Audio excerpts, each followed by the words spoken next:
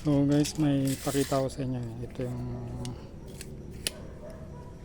nung summer, wala nang mahigop yung half inch ay 0.5 horsepower na kwan. Kaya ang ginawa ko, hindi na nakasawsaw yung pinakatubo.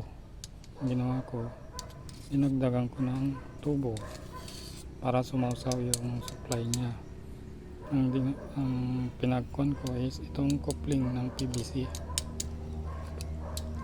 Bali, ang dinagdag ko is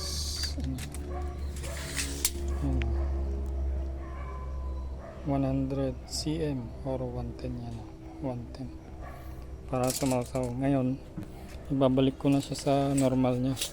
Puputulin ko ulit to, gagawa ko ng yung foot valve, ibabalik natin doon dito, pero para hindi na tayo gagawa ulit, ang gagawin ko is coupling na rin na ganito. Ito, coupling na rin, putol dito, tanggal ito, tapos i-coupling ko din dito. Mas matipid siya kumpara dun sa ito yung nakasawsa ito, na pansin ko mas tumaas yung bill ng onte.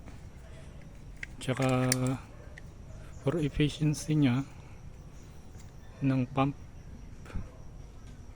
mas malakas yung pump, mas mabilis siya makadeliver kasi mas mababaw na yung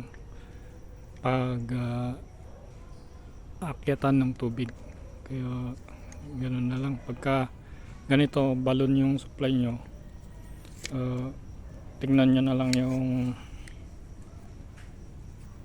water level, doon na lang kayo magbase kung ilan yung tatanggalin nyo o sasawsaw, ganun, mag-a-adjust.